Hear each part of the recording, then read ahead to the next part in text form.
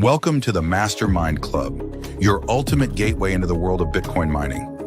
Whether you're just starting out or looking to scale your operations, our vibrant community of like-minded enthusiasts is here to support you every step of the way. Join us for weekly sessions led by industry pros, where you'll exchange ideas, brainstorm strategies, and stay motivated on your mining journey. From heat management to site optimization, our monthly deep dives cover the technical know-how you need to succeed. And with access to our entire back catalog, you'll never miss a beat. But that's not all. Our members enjoy exclusive one-on-one sessions with veteran miners, plus direct access to special pre-sales and insider opportunities at Bitcoin Mining World. Ready to take your mining to the next level? Join the MasterMINED Club today and secure your spot in the future of Bitcoin mining. Visit bitcoinminingworld.com or scan the QR code now. And now back to the show.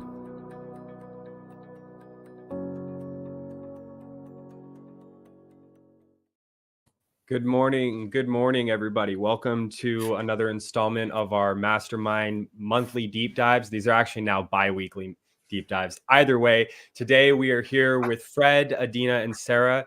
They are all part of the REAP program and they help people get grants and loans for rural America, building out solar in They'll kind of explain it a little better than I am. But if you're building a Bitcoin mine specifically for us, our situation, if you're building a Bitcoin mining operation in rural America and you're using renewable energies like wind and solar, these wonderful ladies and Fred can help you out, help you get a loan or a grant that can help you build out your mining operations more profitably and secure that money so that you can build more efficiently. So I'm going to really just kind of let them rip into it. Looks like we have about 66 people viewing so far. So really excited about that. Stay tuned to the end because Fred, Adina, and Sarah will be answering questions that you guys might have. And we also have an Apollo 2 giveaway that we're going to be doing at the very end of this.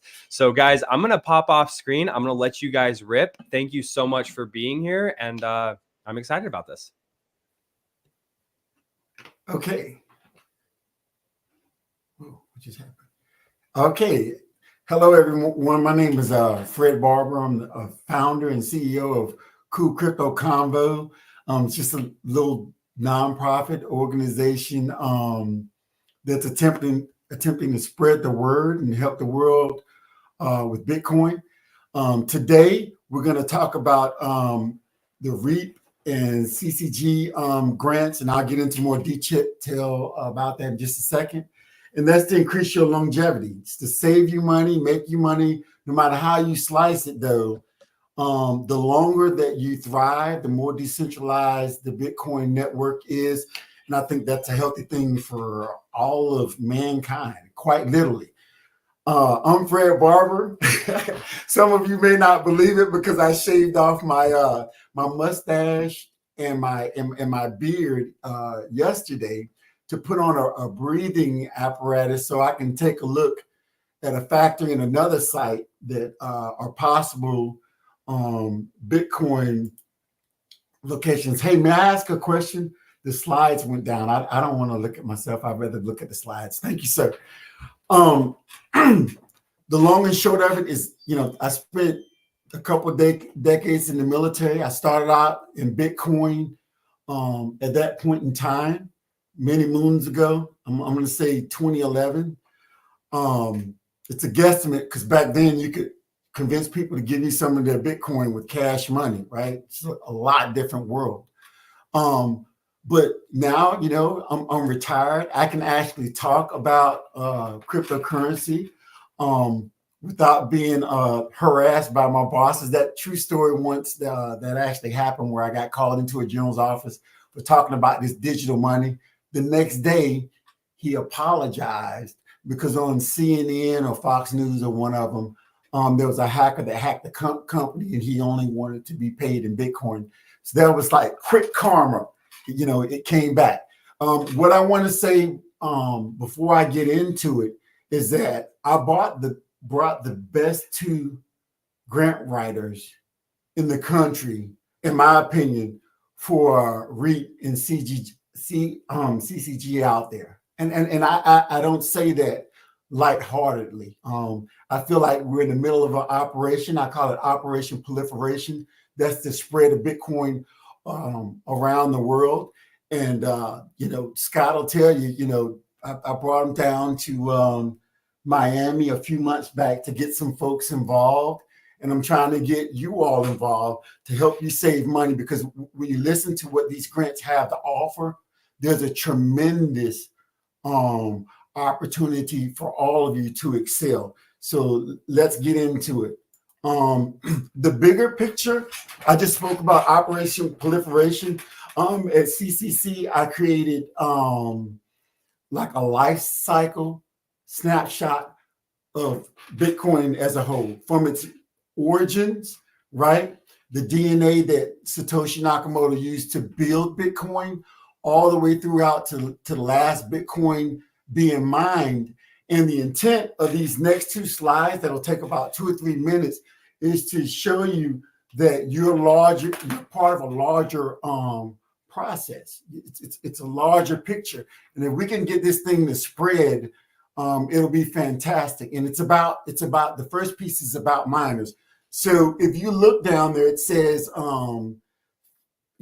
the 4 phases of Bitcoin, and you go down to phase 3, that's what we're in right now. That just started at the last halving. For those that don't know, every 4 years, Bitcoin's mining rewards gets cut in half.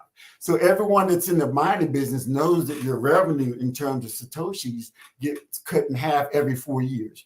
And so what we have is folks that come up, dielectric fluid.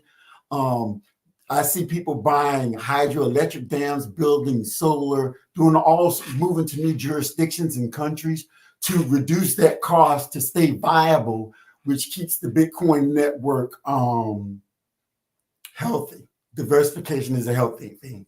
So what the bottom line for REAP and the community change grants, what they can do is reduce that cost even further, so that you own some or all of your electricity when this is over. And in business, we call that being vertically integrated, right? That's when, you own your land, you own your source of electricity, you own your own facilities.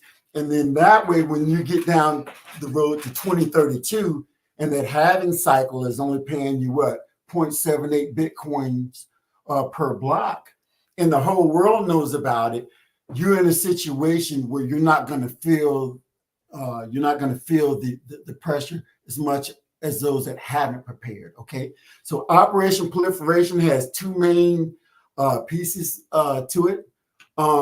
This is my own personal pitch. You guys can come back to me. And the reason why I call this, how can I say this?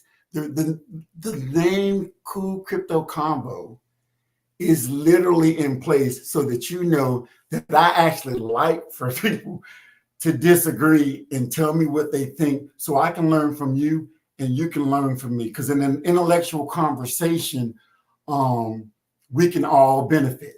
And by the end of this, I think all of you are going to realize you need to give Sarah a call or Adina a call, and you wish you would have done it yesterday. All right. So here we go. I believe that Bitcoin has a circulator, everybody, right?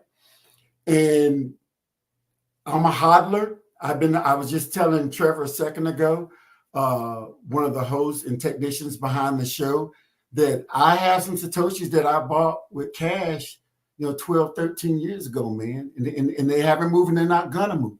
And I don't think anyone's going to move their sats or their Bitcoin, right? And Sarah, Satoshi is 1 millionth of 1 Bitcoin. No one's going to move them unless, there's a process in place to do that. But until we get to that point, we have to ensure that the economic incentive to continue to mine is still there, right? So if you cut costs and revenue is getting costs, if you have your revenue and you cut costs and increase your profit. So Operation Proliferation, it has to circulate. If all of us are holding and hodling like I'm doing, then nothing is circulating. And so your block reward that you get every 4 years, that's going down, down, down, down. To offset that, the transaction fees have to go up. They hadn't been doing that at a good clip. And if too many miners check out, you have to ask yourself whether or not the network will still be secure. So I call it re-centralization, right? A lot of folks out there, I hear, was it Michael Saylor and Max and those guys, they'll talk about SHA-256 encryption. I agree 1,000%. You can't hack it. But if I were the bad guy and I were going to attack Bitcoin, I'd attack you, the miner. I'd wait till after each halving. I'd buy out more and more and more. I'd get the latest stuff. I'd increase the hash rate, and I'd report to the whole world that everything's good. When I control enough of the network, now I can start making adjustments down the road. And because we're a decentralized community by nature, that is a legitimate risk, right? The chances are greater than zero that something like that could happen. And we already know that mining pools hold a lot of pool right now. So the main effort, right, is to support our miners. That's the focus. Eventually, I'm going to submit some Bitcoin improvement proposals. I know a lot of people out there believe that Bitcoin is perfect. I always remind them, a Bitcoin improvement proposal, there've been 130 of them or more that have been approved. That's to improve something, right? You can't, if something is perfect, you can't improve on it. And it's such a simple thing, but it's like, hey man, transactions per second, we still have some things that we have to work through as a community, but the focus is so much on the price. And I understand that it's so much on the price that sometimes we forget that what's in the backdrop that makes it immutable, that makes it secure, that makes it decentralized, are women and men just like you. They don't know that somebody's back there switching out, an electrical component. They don't know that Scott's running around helping people build new sites to keep this digital asset functioning. Because real people, real miners, real core developers are out there constantly making this network work. And if we don't ensure that we create programs and expose them to programs to make them profitable, they'll leave, they'll transition away.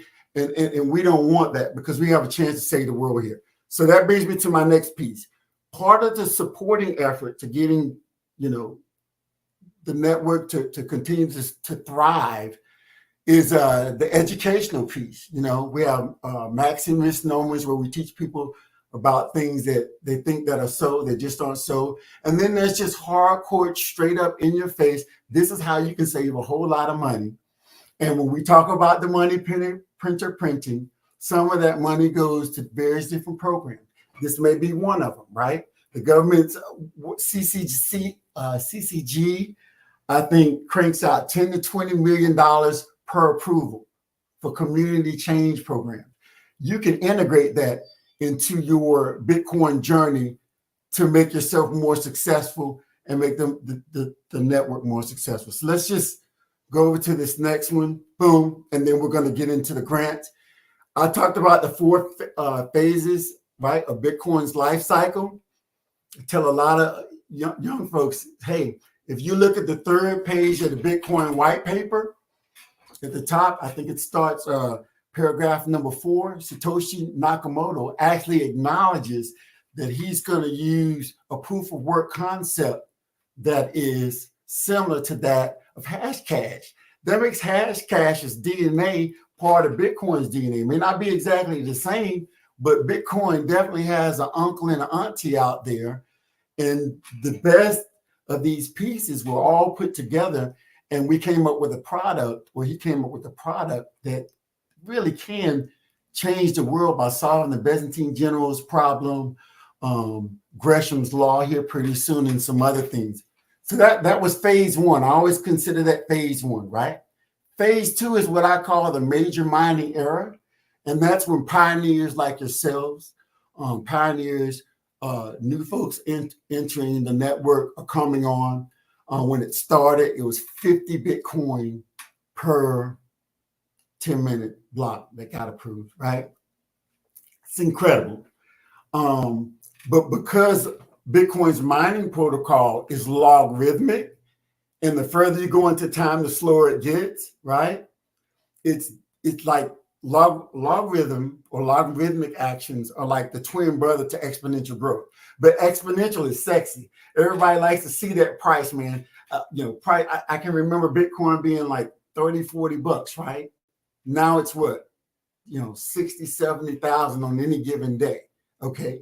Well, on the back end of that, the miners, and you guys know this, no one's mining with a laptop anymore. No one's mining with a GPU or S9 for the most part, right? Unless they own their own electricity. And they can do a lot better with, S21s and whatever else new that's coming out, their dielectric fluid and all that kind of stuff.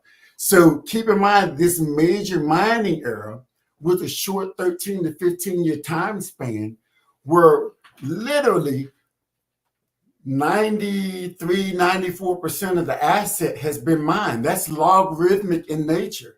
Now, from this point where that star is out to 2141, where we think that the rest of Bitcoin, and we know that the rest of Bitcoin will be mined, that's, it's 6% left, right? 6% left. So let me put something in perspective, and then we'll go on and get into the REIT. 30 seconds. In the first year of Bitcoin existence, more than 6% of all Bitcoin that will ever exist was mined, right? In fact, more was mined in that year that will be mined in the next 118 years, right? Now, here's where the recentralization problem bothers me with fiat, Gresham's law, bad money chasing out good money, and we're all hodling. I'm guilty of it too. In the last 6-7 months, between the ETFs and what's that guy, Michael Saylor, right? MicroStrategy and those guys, they've accumulated more Bitcoin under their control, right, than what will be mined in the next 120 years. Now, that's the initial 21 million, and there aren't going to be any more made. In the interim, some kind of way, we got to figure out where enough of that 21 million is circulating so that the transaction fees are enough to sustain all of you guys. Until then, we got to cut costs. We got to come up with more efficient methods and models to ensure that we collectively win as a team. So let's get into it. Let's get into this pill. Here's the deal. Clean Power Consultants. Here in the United States, because there may be some folks internationally that are out there, hey, they're getting more than $25 million in grants approved in a quarter, man. That's nothing to sneeze at. And if you Google REIT grant, every now and then you're going to see Clean Power Consultants pop up. And it's these two lovely ladies, man, they're doing it. I'm like, wow, I know people that are really at the top of their field. It's outstanding. And that goes for Scott too, right? Great guy, really laid back, I was supposed to talk about REIT. Scott, I told Trevor this morning, man, I had to include the community change grant because that's up to $10 to $20 million. And there may be some people that are in a position to take advantage of this, like I am right now. That's why I shaved all my facial hair off and went to that plant yesterday. I took this piece off because that might be a little bit too much time-wise, but I just really feel like knowing about it will help. So let's continue. Here's a REIT grant, everybody, right? So the REIT grant, we go over some eligibility pieces here, right? The purpose of the grant, right, is to provide funding for rural small businesses and agricultural producers to invest in renewable energy systems, right? In energy efficiency improvements. Man, my mouth's getting dry. A lot of people think that, hey, I got to own a big old farm. Nope, not true. If you're in a rural area and you own a business and you're out in the countryside, and that's where all the land is anyway, you can make some things happen. For profit, not a problem. Okay, not a problem. Rural sole proprietors, right? So you own your house, you don't necessarily own a business. I wouldn't recommend doing it that way, but you're still eligible for the REIT. Electric co-ops, I know some of you guys are really big out there. You can make that happen. American Indian and tribal governments can get involved with it. I actually went and spoke to the Lumbee Indian tribe here last week in a small town to see if they were interested in partnering, because I'm looking at the second of those, the community change grant. And I would really love to help their community and help myself at the same time. That's okay. And then agricultural producers. Now, here's the kicker. You don't have to be out in the countryside if you're an agricultural producer. I know someone that's on this call right now that's getting into aquaponics, and you can do aquaponics inside a warehouse inside of the city. So if your thing is converting an old building and growing cucumbers in downtown Manhattan, and that's your thing, there's a possibility that you could get approved. You just got to make sure you get those requirements locked in. So nonprofit for REIT is a no-go, but for the CCG, we'll talk about that in a second. So yeah, the REIT grant, here's the beauty of the REIT grant. Let me hit this button here. Okay. Eligible. I just want to go to the end and tell y'all something right quick. REIT grant is going to pay you 50% of the total cost of the grant back once you turn the system on. So let me go back. I didn't do that the right way, because I know a lot of people want to say, why is this important to me? It's important because they're going to give you half your money back a month after you turn the system on, after you initialize the system. So what's eligible? A good array of projects. You got solar, wind, hydro, ocean energy. I don't know if anyone's ever heard of wave energy. If you live in a coastal area on an island out in the ocean, hey, geothermal. I have that on my house. Man, I wish I had known. Just this anaerobic digester. If I'm not mistaken, I know Pete talked about processing poo, and using it for energy. And if you're doing that, it qualifies for REIT. Man, they're throwing me off. Somebody said with sailor for POTUS. Okay. Hydrogen and biomass and all those things are also included. Now, here's another piece. The battery backup, if it's part of a larger system, renewable energy system, there's a possibility of getting that approved. It's just that I'm not so sure that you can just buy a whole bunch of batteries and swap out energy from the local coal plant, buy it when it's at nighttime. I do that. I have a Tesla, and you can manipulate the parameters on batteries to save money between peak hours and low hours. But we'll let the experts talk about that here in a bit. The grant incentives, like I said before, the standard REIT grant, if you're putting let's say I'm putting 2-3 megawatts out because I own, so many acres out back.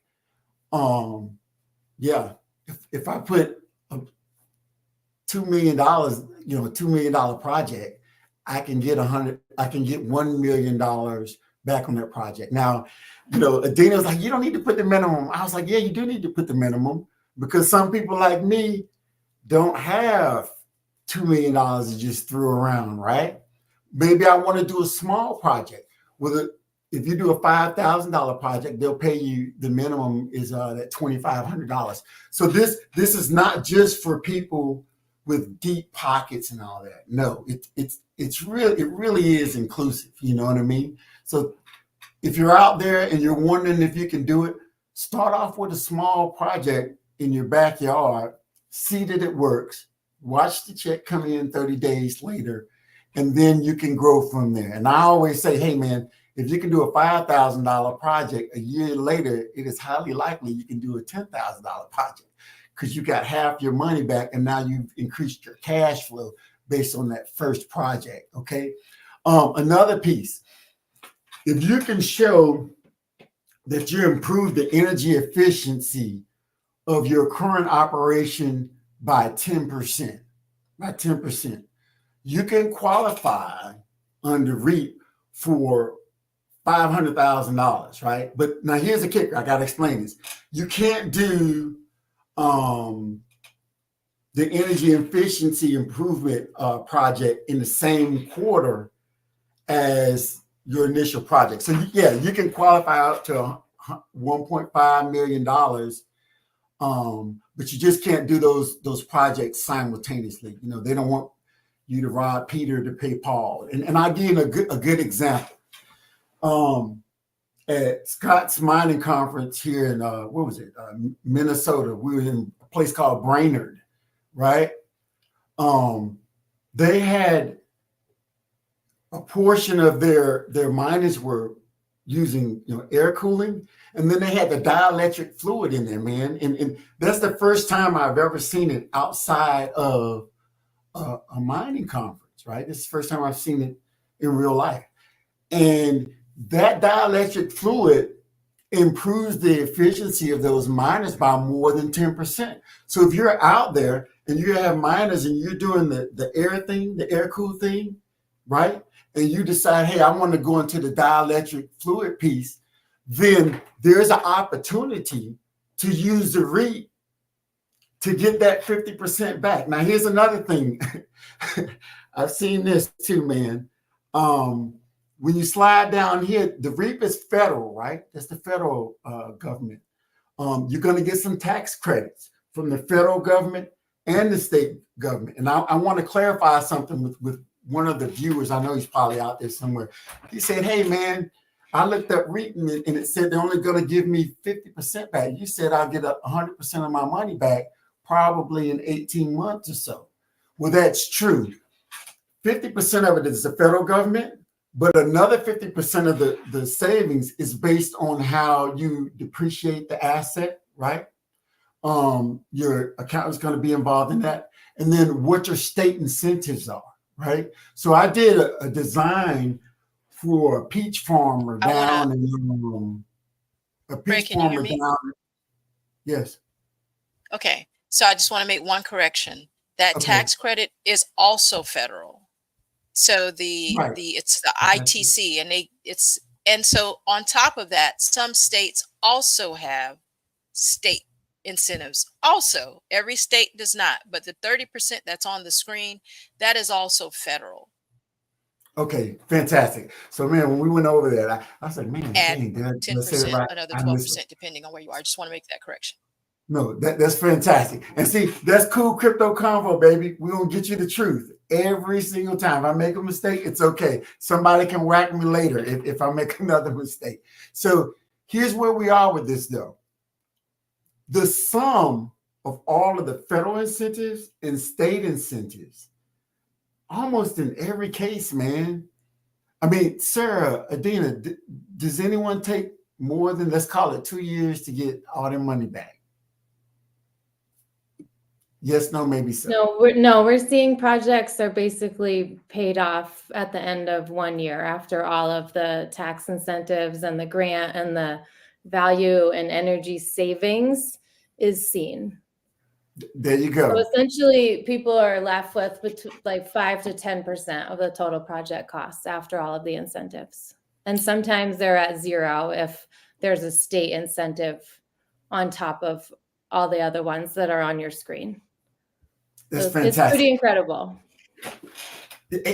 So it's funny because Scott was laughing at me, man, down in Florida, everybody, because I put on the slide, before you say this is a scam, you need to go to the USDA website and look it up because it's real. It's one of those conduits. As crypto guys, we always talk about the money printer going brrr. where the money printer goes brrr, and they push out money to all these programs to see things happen that they want to happen. Well, one of those things is renewable energy. So that marries up well with the energy requirements necessary to do data mining and run a data center and mine for Bitcoin. You may want to watch your wording. They'll probably help you with that. But in reality, you know, we designed a solar system for a guy down in South Carolina, and his payback was like 14 months, but he was going to make 14% more than what he had put into it. It's absolutely mind-boggling. So please don't take my word for it. Go check it, verify, right? You guys know, you guys know how to be self-sovereign. Check it. And then when you do, get the phone number to these clean power consultants folks so we can save you some money, earn you some money, and keep the Bitcoin network more secure. Okay. And down at the bottom, it says that bonus depreciation piece, that's rolled into what I just spoke about. So the steps needed for your grant, this is their website right here, www.cleanpowerconsultants.com. Give them the information about your company. They're really, how can I say this? Nice, like nice people. They'll sit there and talk to you about the company and help you with ideas. And each one of you out there, you're going to have a different experience. I live in North Carolina. You know, Scott lives up north where it's freezing cold right now. I'm sure of it, period. And that's you too, Trevor, the technician. It's really cold up there. But hey, they're going to talk to you about your needs. Each one gets catered, right? Once they figure out that, yep, you're eligible, or you need to do this to be eligible, because some of us got to go out and buy some land out there to become eligible, right? Or put chickens in the backyard or something, goats.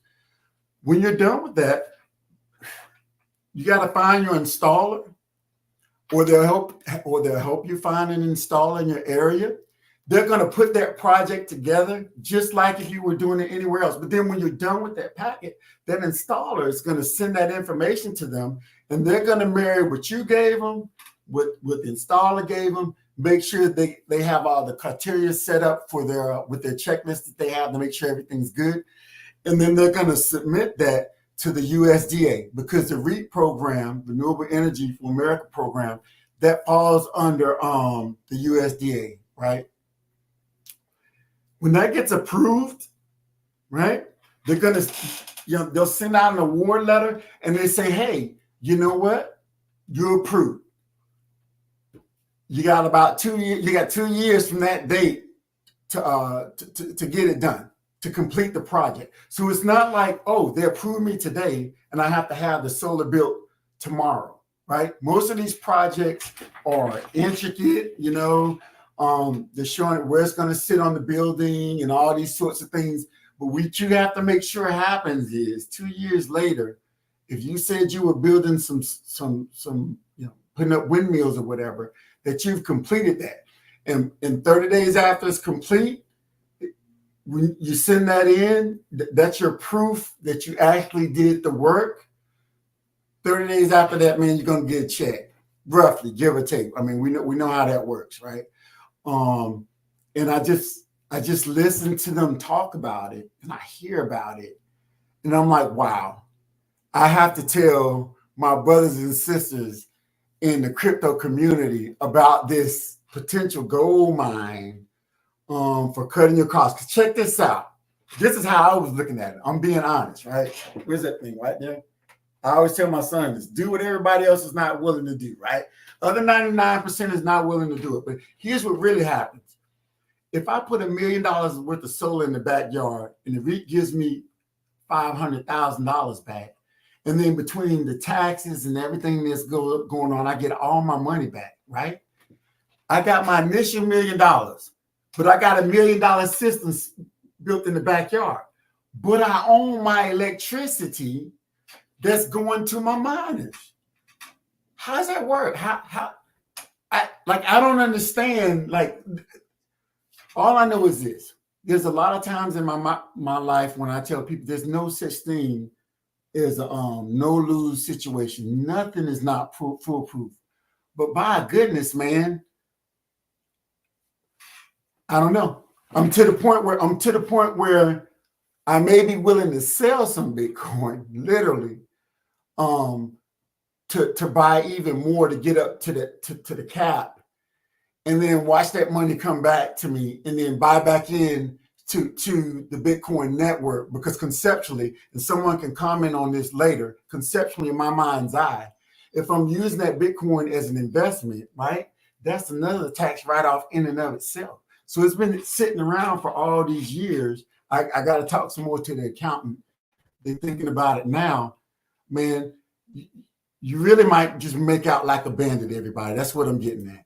All right. So here's this one. And I was heckling Adina the other day about giving an example. And she said, hey, that's confidential. I can't give an example to anyone. So you know what she did, or about anyone? You know what she did? She gave me her approval letter, right? Because she's doing a little small project for herself, right?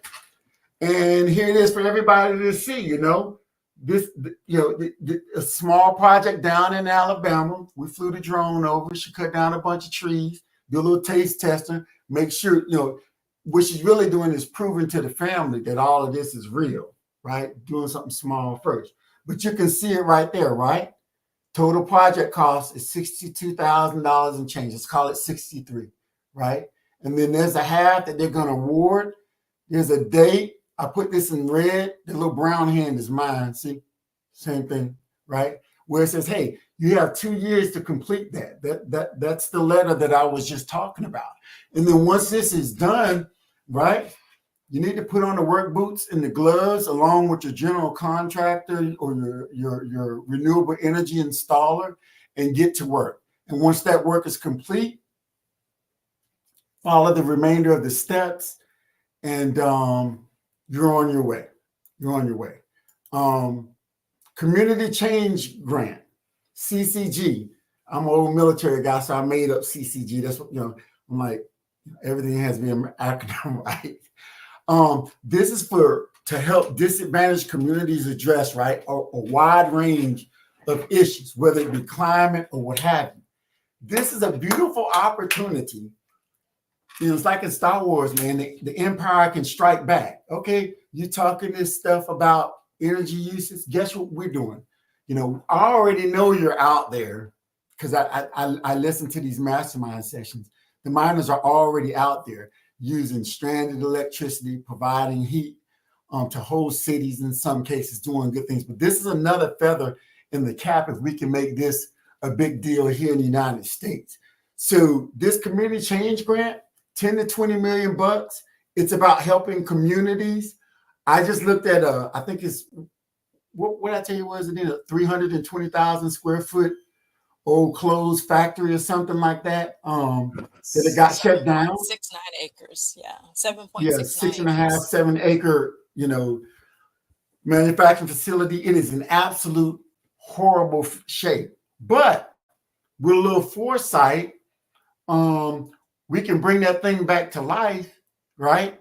Help some nonprofits out, mine a little Bitcoin to heat it up, right? And help change that community by providing jobs, right? And that's what community change is all about. So you either have two nonprofits that you're going to partner with and bring them in. I spoke to a few members of their city council there a couple of days ago. I'm going to talk to the mayor here pretty soon too, because it starts to get political when you start talking money, right?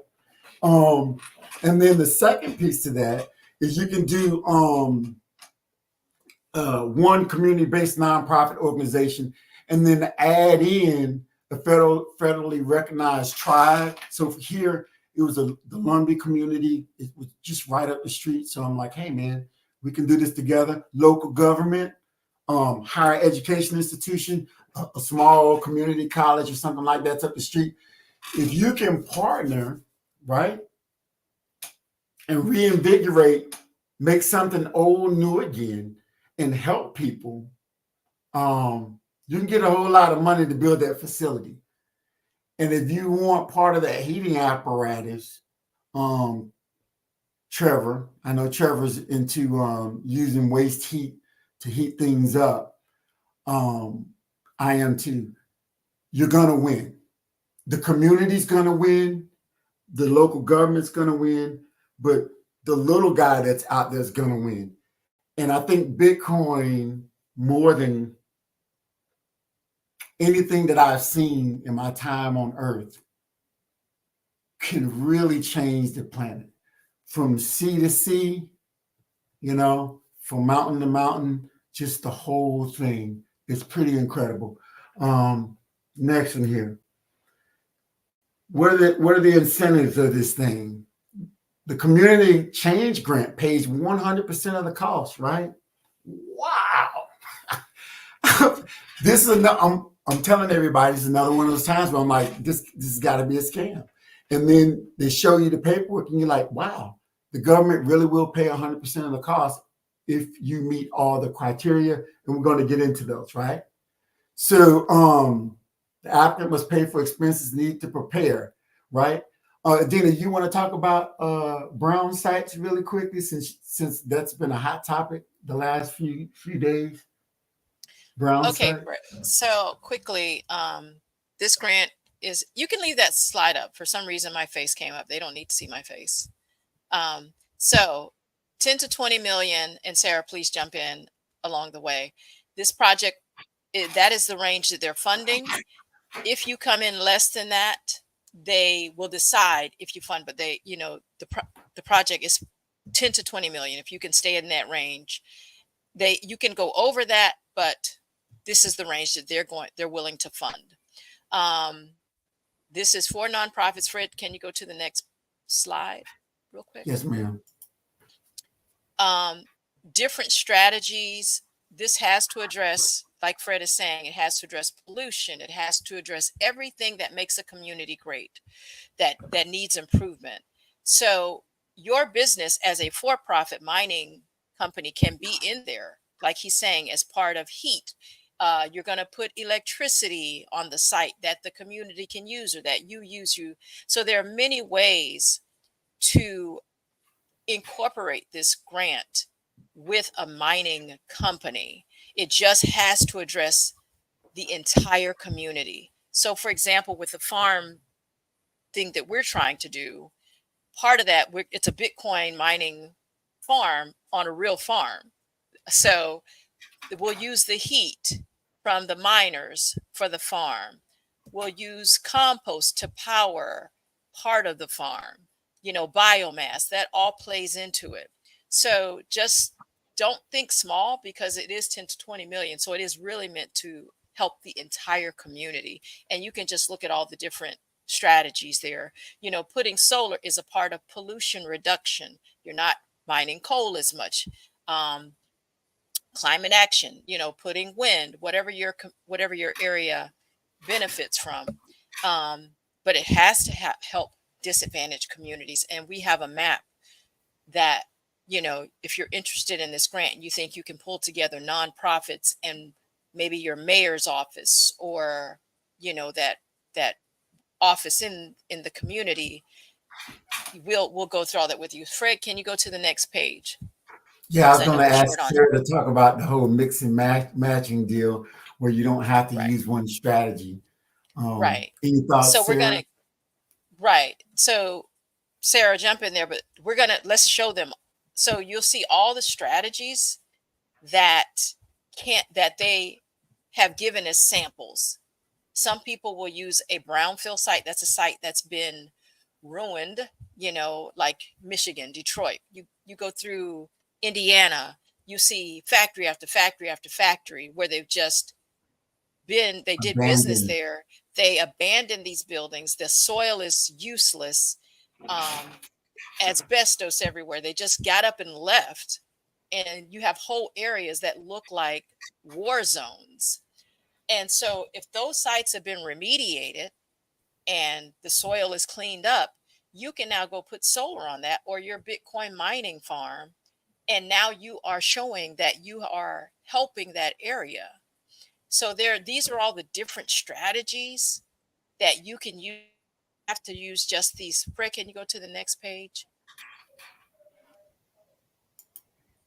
So here are more strategies, and you can mix and match strategies, but you do need to try to hit targeting climate, climate change, environmental, how helping the environment, how are you helping the health of the community, um, you know, powering through Bitcoin with the heat of Bitcoin miners, that helps the community, you know.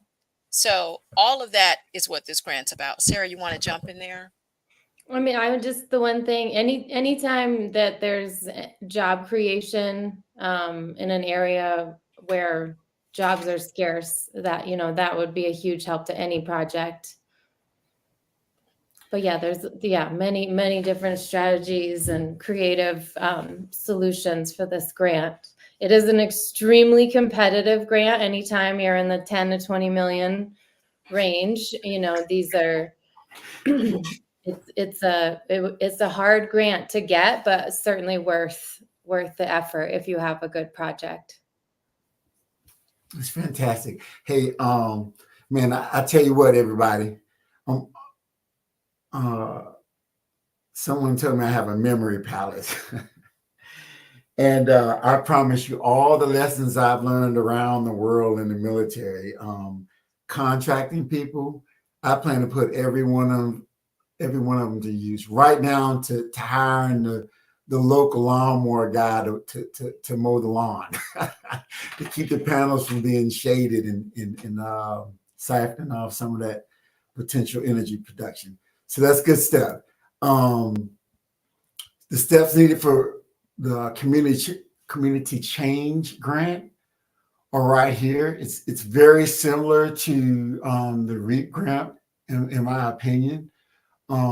Except you got to have a plan on the front end, but that's the same thing as your contractor putting things out. But think vision wise, and in our community, I don't think vision is too much of an issue. The one piece I'd like to emphasize, and that's an estimate that I put in there, on the tail end of a grant this large, right? You're gonna owe some reporting back to the mothership, back to the government, to show that you're doing what you're supposed to do. And I'd say that when you do that, you should filter that through Clean Power Consultants, because I've heard Adina complain a lot of times, and she doesn't beat anybody up, but she'll go, man, I wonder why people skip over the expert and they try to do it, and then it comes right back and they have to come back to us anyway. Why not just save yourself the trouble and have an expert go through it? And I think we were on a chat one time, and she was saying, how many pages did you say one of those grants were? The larger ones? Hundreds of pages? 120 to 500 to 1,000 pages. But this grant, the community change grant, because it is a large grant, we're anticipating 1,000 to 2,000 pages needed for this grant. And so it's imperative, and it must be done correctly. I mean, right. So it's, yeah. Does anybody have any questions? Because I know you guys are short on time. Yeah, let's go to questions. So we do have a bunch of questions that have come in. If you guys are done with the presentation, we'll pull that slide deck off of here now. So let's see. Okay. Oh, I don't need to be just. All right. Let's see. We do have a bunch of questions. So the first question, and I'll put this up on screen here. I don't know how Elon feels about these programs. Let's see. What do you guys know anything about that? Whether or not they'll be changing in the future? Well, in regards to the REAP program, that's part of the Farm Bill, and they've just funded it through the end of 2027. So that money is already allocated to the program. It would be very hard to pull the funding, but we don't know. I mean, anything's, we don't know if it's theoretically that's not possible. Yes. So to add what you said, Sarah, I was there's a government process called the PALM process, where money's, what you said, is allocated and dispersed, Mm-hmm. what have you. And you're correct. And it's a 4-year cycle. So what one president does, the next president does, there's some overlap there.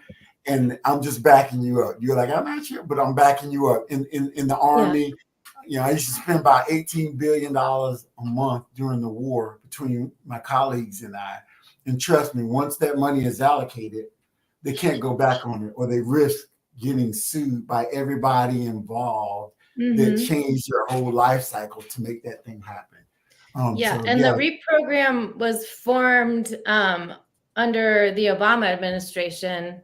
So 2009 was the first year they accepted grant applications in the program, and the REAP program has survived, all of that time. So it's fairly reliable. Other grant programs, there, like the community change grant, some of these larger programs where there's like $2 billion in the program or something, those will be one time, or they'll be accepting applications once a year. And it's not always guaranteed that they'll be available each year. Awesome. Thank you. The next question is on the screen.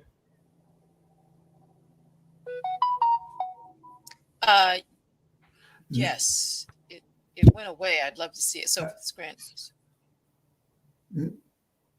Yes, you have to own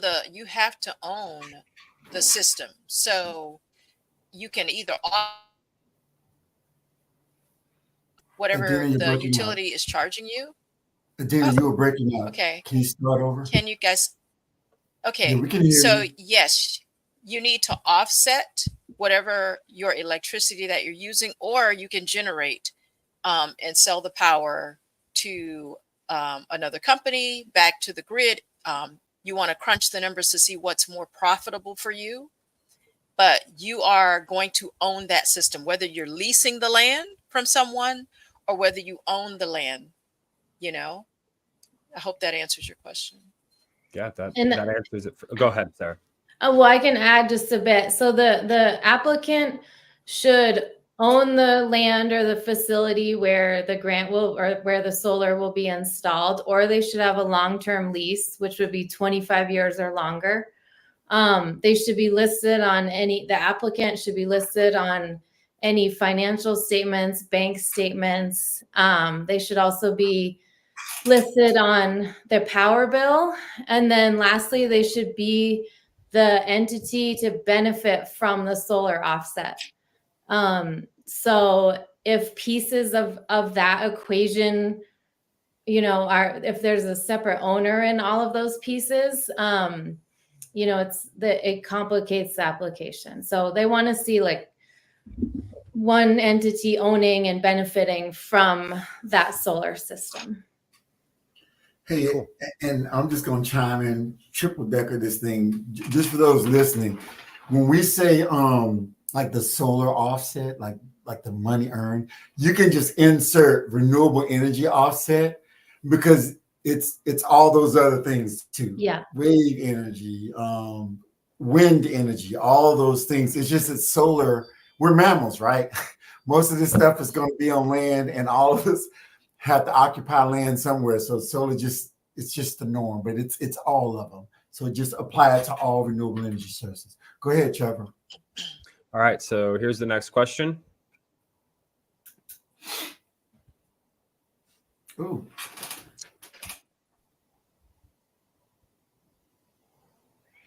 Yeah, we'd have to do a bit of we can just do a direct conversation with you. There's some factors we'd have to determine for that. So just schedule a call with us or send an email to us, and we can set up a time to talk that through and establish if you're eligible or not. Hey, can you slide the phone number in the chat just in case, just to make sure? Well, I'll just put my email and my perfect. And then we can schedule a call. Perfect. And that goes back to each situation being unique. It really is. The next question is, can you get these REAP grants if you live in Mississippi? You can have the REAP applies to all of the states in the U.S., including the territories. So yes. So by territory, she means, you know, if you're in Puerto Rico, a location like that that's U.S. soil, you qualify for REAP. Yeah. Okay. All right. The next question is, what are the requirements for each business in the field of power site management? Because I know regulations in the power markets are extremely strict. Not just anyone can build a 20 megawatt solar plant. So that depends on what you're trying to build. The REAP, okay, community change grant, because that's a different thing altogether. The REAP only goes up to paying 1 million. So if you want to build more than that, you can become qualifying. So for everyone, there's things called qualifying facility.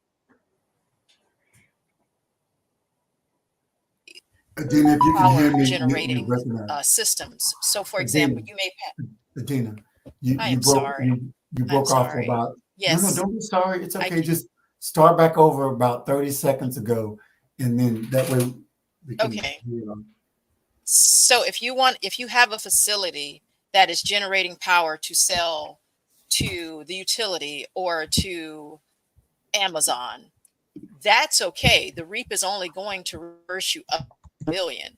It's on you to do all of your paperwork as a qualifying facility, meaning you've contacted your utility company to get the permits necessary and what they call the interconnection agreement. Okay. I'm sorry, Sarah, go ahead. My connection is terrible. Well, I was going to say just generally, for any project, especially the larger projects, you're going to have an agreement with the utility that you're working with. You may have a power purchase agreement, and then you're going to also have to meet any kind of local permitting and licensing requirements. And most of the time, the solar contractor will assist with those, especially the permitting and licensing.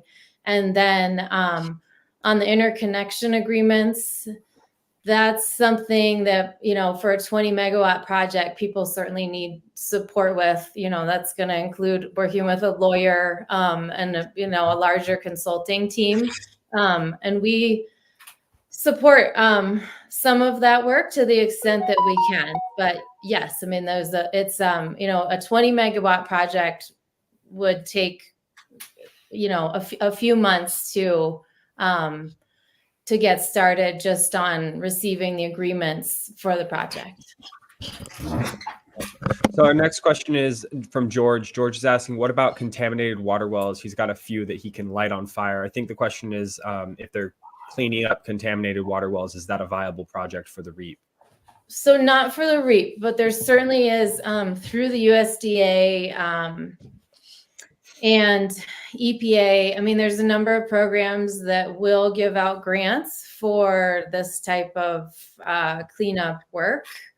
And we can help do some of the research. I don't know if it would combine with a renewable energy project, but there is state and federal money, depending on where you are, to support that type of work. So I'd like to add something in right quick, Trevor. When it comes, definitely give them a call. Sarah Settle, I'm going to tell you straight up, I could never find the grant people, man.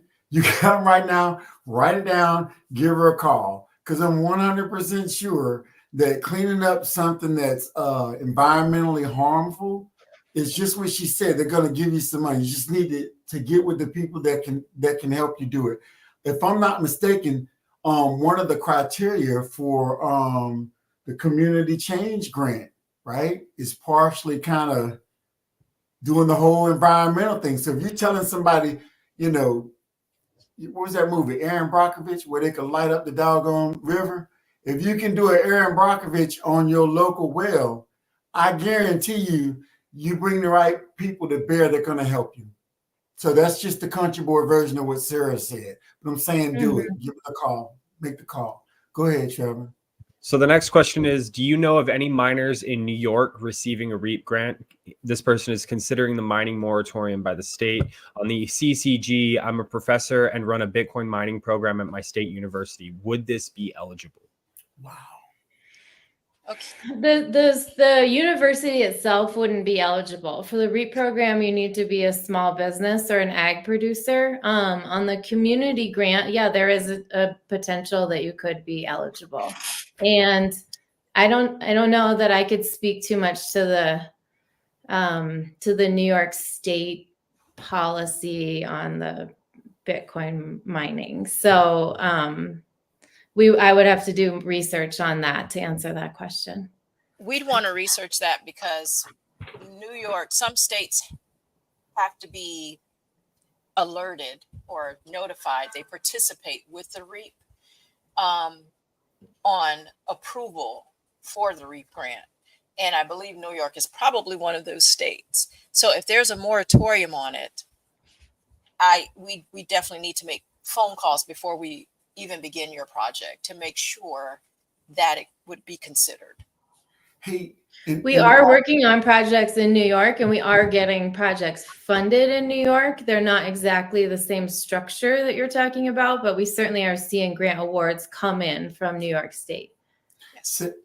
So also with that, everyone, understand it. Not only do the policies change from state to state, they literally change from county to county and jurisdiction to jurisdiction between the electric companies, right? So when I worked solar a few years back, just to learn the business, you can find that on my side of the street, I have one electric co-op and Duke controls them. One block over, there may be Piedmont Power, and they have different parameters. So what I caution everybody to take a look at least is check with your local energy provider too to see who and where they are. When you get in with your energy provider, whoever's working your contract, they're going to ask you for a copy of your last probably 12 energy bills, right?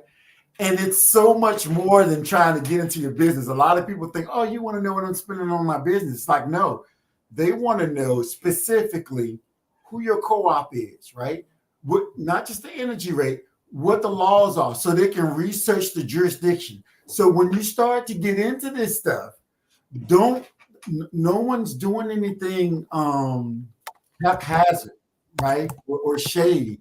What it is they have to get to the exact rules in your city and county and state so they can provide you the proper service. So don't shy away when someone starts asking you about specifics, because the energy business, as you all know, can be really, really ruthless, like really ruthless, right? And at the same time, it can be very, very rewarding if you have the right information and the right people on your side. In fact, I'll say this: if they don't ask for your electric bill, you should be concerned because they're missing something. That's just my opinion. Go ahead, Trevor. So this one's also from Michael Kelly, and it kind of pairs with the last question. Can the CCG be paired with other federal grants? In example, the NSF grant?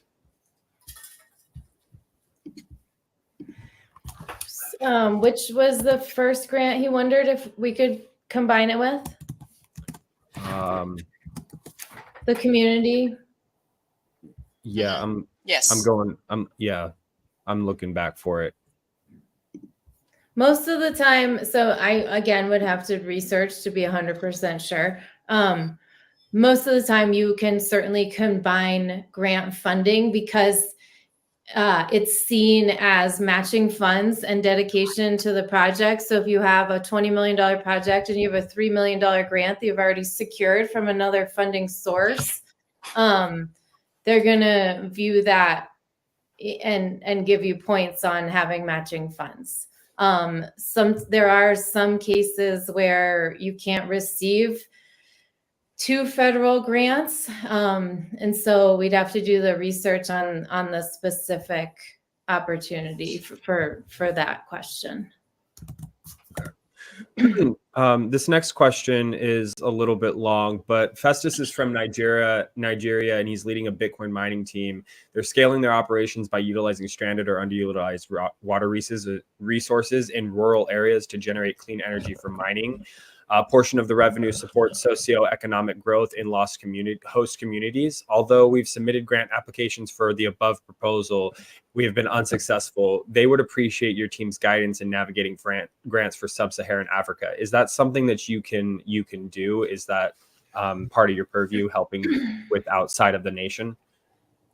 We can certainly do the research. There are so the federal government typically announces all of their funding for federal grant programs, or most of it anyways, goes out in the first quarter of the year. So if we're going to see funding on any kind of like specific projects such as this or other projects that some of you might have in mind, we'll see the funding announcements in December, January, and then there'll be like a 60 or 90-day window to respond. That type of project would be funded through different government agencies. It's definitely not going to be like the DOE or a USDA grant. But I've certainly seen funding that's available for something like that. So I just put in the chat our contact us page. And so if you don't want us, you can send us an email, or you can send us a request to get in touch with you as well. Thank you, Sarah. Yeah. Hey, I have a question that I just want to make sure I'm clear. Is the project that he was just referring to in the United States or in Nigeria? It's in Nigeria. He was asking if there's something that you could help with the research and development of the project. Okay, so here's a tip for him. I don't know if he's on LinkedIn because that's an American deal, but I guess I can try to put this in the chat. I have a friend from like 2-3 years back. Her husband's from Nigeria, and they do a lot of she's in Australia now, but her name is Charlene Federico. Just at some point send a note to Sarah or Adina, but Charlene does a lot of work in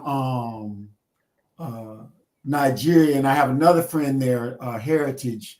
They're in the same kind of deal. They're experts, far more versed. I can't even speak another language outside a little bit of German and Spanish, so I wouldn't be qualified to do that. But I can point you to someone that maybe can help you, because we all know in Nigeria, the folks running the digital naira may not be friendly toward Bitcoiners. Just being honest. Although the country is fantastic, you move in the wrong circles. It's not good. So maybe I can point you to some people that can help. Way more than I can. Thank you, Fred. So our next question, and we have time for about 4 more questions after this. Can you do a startup with REAP? Yes, you can apply as a startup. There's a few specific additional requirements that you'd have in the application, but you can certainly apply as a new company. Awesome. Thank you, Sarah. So Eric's asking, how much more competitive do you expect the REAP grants to be for 2025 to 2027 with the reduced funding, since the IRA is no longer boosting the funds available? So they've funded the REAP program at the 50% level through the end of 2027. And there's 3 deadlines throughout the year to apply. People are starting to see these projects be installed. And so, they're seeing more of them out in their community. The USDA has to get the word out. It's their job to share this information with people and let them know that they can apply. Certainly the competition is increasing. We're still seeing a really high success rate, but one downside is we are seeing that it's taking longer to receive a grant award. So it's 3 to 9 months is what you can expect for the turnaround on the award. So it's, it's a lengthy process. Okay, thank you, Sarah. Yeah. So Tony's asking, how much is available for REAP on a state level and a nationwide level now? I don't have the number for the nationwide amount at this time. They just published the NOFA in the Federal Register on the 16th. And I mean, there's like Arizona, for example, has, I think it was 5.5 million for 2025, and each state is going to receive different funding amounts. So, so it varies in each state. Okay, thank you, Sarah. So some of those states also, like I just spoke to the Arizona rep, and she does not have her farm bill amount yet. That's going to be added in. So they're still waiting on other money that will come in to help fund this program. Yeah, and it's confusing because you compete on the state level, and then if a project isn't funded at the state level from the state pot of money, then it will go on to compete in a federal pool of applicants, which is much bigger. So even if Arizona has a limited amount of funding, there's still another pot of money that the project can be funded through. So the dollar amounts are actually higher than it appears on what they publish for each state's allocation. Awesome. Thank you, guys. So the next question, can a landowner apply if they have a solar battery storage lease on their land? And then can the leasee apply as well? Yeah, we'd have to work through the details with you on that one just to see who's benefiting. I don't think you can apply just for batteries, for one. And then we'd have to just talk through how the arrangement would work to see if that would be an eligible project. Okay, thank you, Sarah. Next question. I have a new technology for generating power. I don't want the government to own any part of my IP. Will the grant help me or hinder me in this case? Well, for REAP, so there's, if you're looking for a grant to, like develop some kind of facility to like manufacture a new technology or something, that there is federal money for that.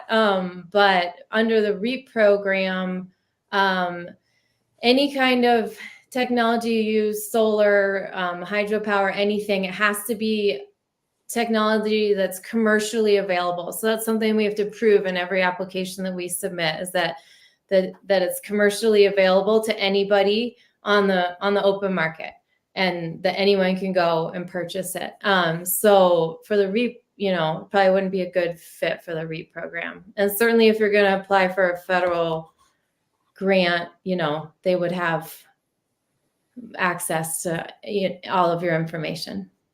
Awesome. Right. Thank you for that one. Go ahead real quick, Fred. No, I was going to say, you have to prove like what. So IP, for those that may not know, in other countries, intellectual property, about 99% of the time is what we're talking about, right? Something newly created. If you have to prove that it's 10% more efficient, right? And there's no data out there on it, you're going to have to prove it. And by proving it, you're going to have to show the data. So, I support Sarah's position for sure. Just remember, everybody, that the whole purpose of this is for you to cut your costs, right? Be more efficient, and then move forward. And you have to weigh the give and take between that, because if you're in intellectual property and you're a startup, it may be worth spending some money to get ahead, to move to the next phase. Go ahead, Trevor. I'm sorry. All right. So this is the last question we have time for today. And the question is, if my business is located in a rural area, would I be able to use REAP to build solar in a non-rural area with more favorable net metering agreements and a transfer the credits to my rural business? So no, but let me just define rural. Under this program, rural is designated as population is 50,000 or less, according to the the most recent census. So the project has to be located in an area where the population is 50,000 or less, but it can go the other way. You can have your headquarters in Chicago and develop a project in a rural area. Awesome. Thank you so much. I would like to give you guys a couple of minutes just to, say your last words. I appreciate all of you being here. Fred, Sarah, Adina, you guys did an amazing job today. We appreciate you being part of our Mastermind Club presentation, and just get, a couple more minutes to say whatever you want to say.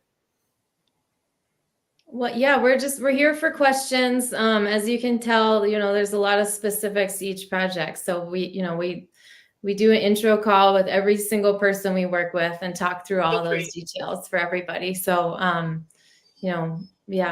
reach out to us. We're here to answer questions and help you get your projects funded.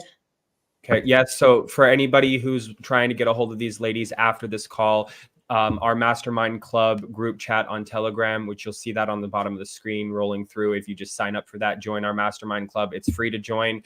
You'll be able to connect to these ladies personally and kind of talk over your project. But with that, guys, thank you so much for being here today. And we will see you in 2 weeks for the next Mastermind Deep Dive. Thank you, guys. Have a good one. Thank you for joining us in the Mastermind Club, your ultimate gateway into the world of Bitcoin mining. Whether you're just starting out or looking to scale your operations, our vibrant community of like-minded enthusiasts is here to support you every step of the way. Join us next week where you'll exchange ideas, brainstorm strategies, and stay motivated on your mining journey. Thank you for joining us, and tune in next week.